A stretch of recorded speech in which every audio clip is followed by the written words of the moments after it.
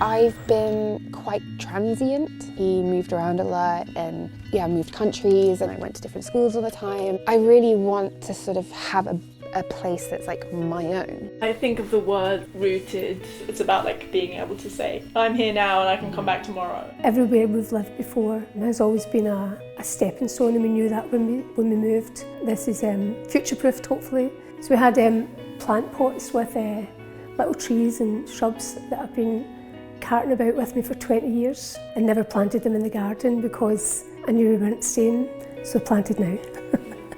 Putting roots down, which is good. It's a good feeling.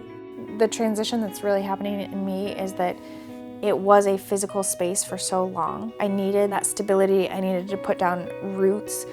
I needed to own something or have something of my own to like come into that identity and that confidence. But as I enter into the next portion of my life, as cliche as it sounds, it's like home is something that I carry with me, or home is wherever I am. It's really about the emotion. It's not about the physical building walls at all. I think that is the part that can change, but everything that you carry with you, the emotions, the things that make it you. That's a really great feeling to come home. What does home feel like? Home! I think it's feeling safe and in control. Relief knowing that I'm entering a really peaceful space and a really safe space as well. I can lock my door, which gives me a lot of sense of calm. Like, okay, I feel safe. Then I can relax and sleep and let go. If the outside feels really harsh, you should have a sanctuary at your home. 就是因为家应该是让人最放松的地方，然后门一关就是相当于隔离掉了外面所有很纷扰的事情。 My home needs to be calm and safe because the world is an onslaught of chaos, and I enjoy a bit of chaos, but there's a piece of savageness to the outside that I don't want to bring home with me. And I think my biggest piece of armor are the walls that I hide inside of. I fortify them with the things that have made me who I am, whether it's like family history. That is my great-great-great-grandfather Frank, or the escapes that I've taken and brought things back so that I'm better prepared to go out and do the things that I have to do. Welcome to my room. Come in. Once you enter this particular safe haven, it's almost entirely up to you when you want to get out. I close that door and the outdoor world is there. And there's no one else. And this space becomes free for me to create whatever fantasy I want in my head right then. If you're having a bad day or whatever, when you go home, you can relax from that. Home is very nurturing to me. I love to host in this space, so it's a place where I can come and just be me, unwind, and be re-energized. We're gone a lot, but it's a place to come back to. It's like the landing spot.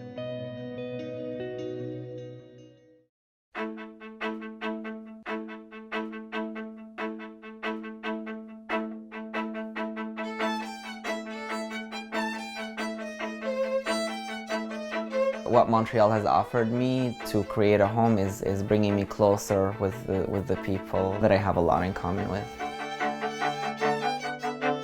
I mean, everything just comes down to the people you know, and the physical environment is just, I guess, like the context for that.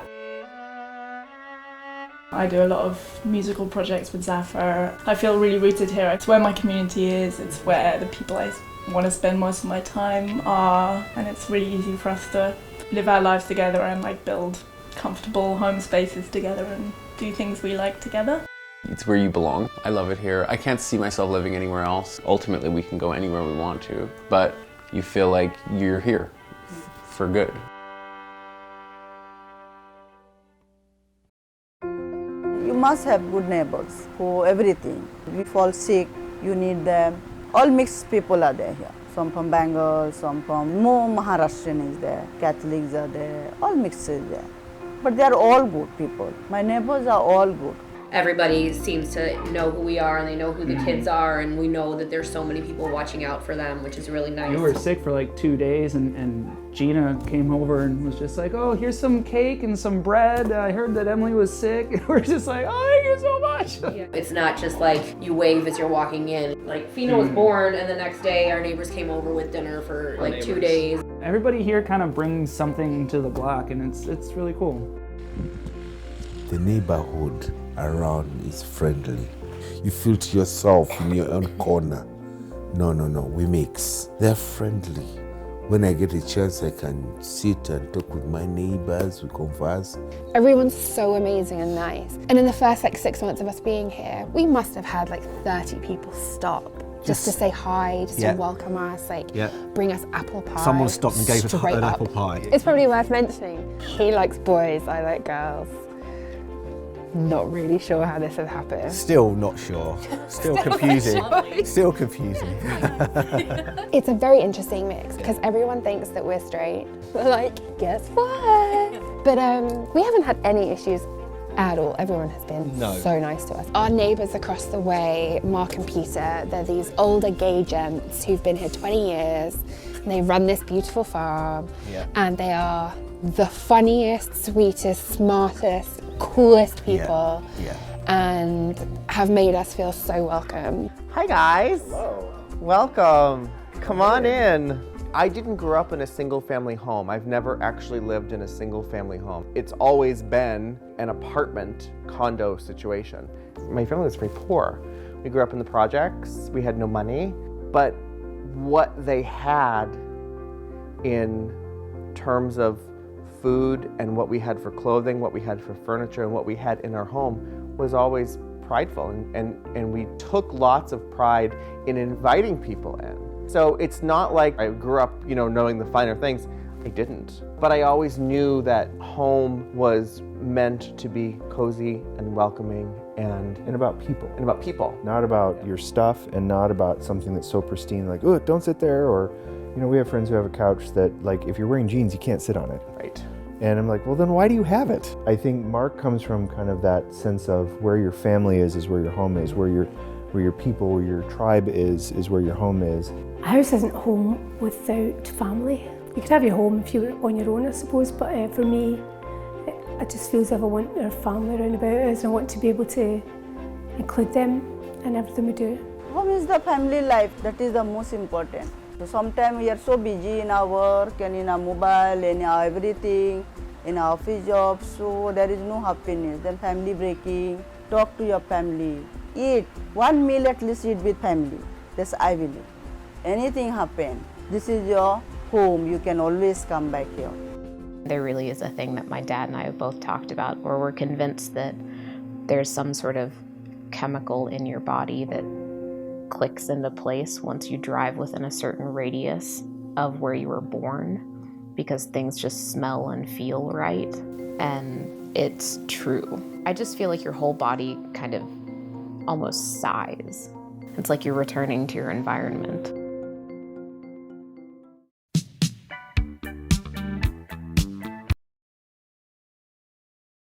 I grew up in a really rural community. Those components of a rural upbringing were really important to me, not only in the way that we live, but the way I decorate or, all of those comforts and antiques and heritage and hand-me-downs. One of my favorite reviews from Airbnb was a guy from Germany who said, I felt like I stayed at my grandmother's house. And I was like, yes, goal accomplished. We have a lot of heirlooms, and it's because everything is handed down from other people. That was my grandparents' grandmother clock. It was theirs. That's my grandparents' table. And that desk my grandpa built adds to the story, right? I mean, walk through any of these rooms and I could tell you where everything came from. That's why nothing in this house matches, but I think that kind of matches us. If I have a 17-hour day on set with a client, chances are the next day I probably need a little bit of downtime. And I don't always want to lay on the sofa or just relax out here. I want to stay cocooned. Keep the blinds drawn in the bedroom and just be at peace. It's just so nice to curl up into a couch with a cup of tea and read and Sunday afternoon, lazy Sunday afternoon. Home makes me feel calm and at ease. When I actually capture that feeling, it's like hitting the reset button. It's a nice reminder of who you are at your core, in your bones. The walls was empty. I told my husband one day, I want you to do this. Please do all this for me. He said, why you want to do all this in rented house? We are here for short time. I want to make all the expense and to do all this. I told him, you must be happy whatever you do. Doesn't matter this is a rented house or your own house or whatever. When we live, you should live good and happy. And he did it. And I was so happy. And I'm happy in my home. I don't know how to explain this, but it is the place where I can be myself unapologetically. I can come in, lie down on this couch, put on some crap channel, be on Instagram, and just lie like that until 3 o'clock in the morning. Not talking to anyone, not doing anything, occasionally petting my dog, and I'm eating bread out of a bag. And it's fine. But we also have dinner parties where people literally come over in their pajamas. Yeah. Because we want it to be that comfortable. I love cooking. And when I go to the kitchen, wow, I feel comfortable. It's my safe zone. Like in the African way, they say that's the woman who does everything. That she has to cook, wash dishes, wash clothes. No, here we all do it. We all cook, wash, clean, everything. Because I have to teach my kids how to cook. Because the one we are going to live in, you should cook for yourself. Yeah. If you've had a stressful project or if you've had like a really shitty day, you can kind of come back and you feel really like, okay, yeah, it's fine. I don't have to bring this into the house.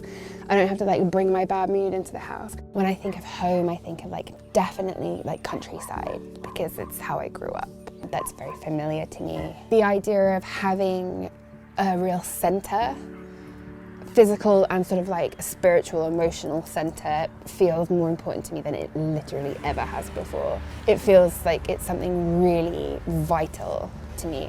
I think that's why we've had these massive epiphanies and revelations since we've been here, because it's like we're not fighting, we're not masking anything, we're not ignoring anything. Yeah. We've kind of landed in the place that we need to be. Sometimes I just think just a place that I want to come back to, I think.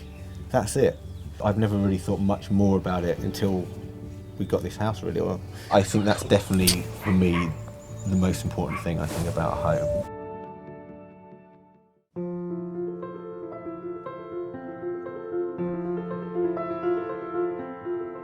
One of my favorite aspects about life in Montreal is having brunch with friends. It's kind of like creating a little oasis, and I just find that people are more likely to open up and talk about intimate things when it's a small gathering. What really makes a place a home is almost none of it is physical. I mean, sure, yeah, it's nice having a roof, it's nice when it's warm enough. Being able to like sit down and listen to someone and really allow them to open up and say what's on their mind. You know, creating that safe space. Like, I feel like I've achieved something when I can see that they have kind of like left that behind, like all their responsibilities, and just like went into a more like in the present sort of place. When I realized like I found that safe presence, you know, I feel this deep, you know, gratitude for it.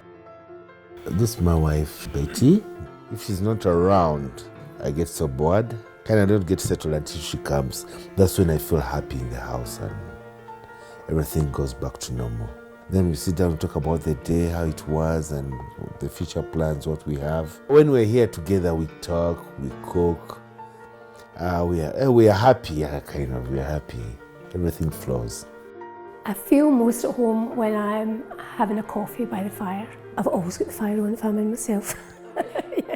I think I feel relieved in a way. It's like leaving the outside world behind. The first thing I always notice is as soon as I open the door, the floor's warm, and when I take my shoes off at the door, I'm like, oh, that's lovely. When I was growing up, we had a coal fire where everyone sat and gathered around and chatted at night, so for me that's quite important. We've had people who come stay here and they just feel like it's a retreat. When you step into this space, you're stepping out of the chaos of the world and just into like a really comfortable, warm space.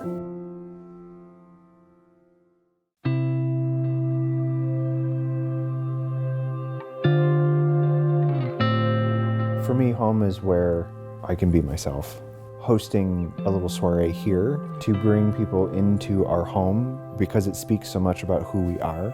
In a way, it's a representation of you and how you like to live. Not a full or complete representation, of course, but it's your taste and your choices.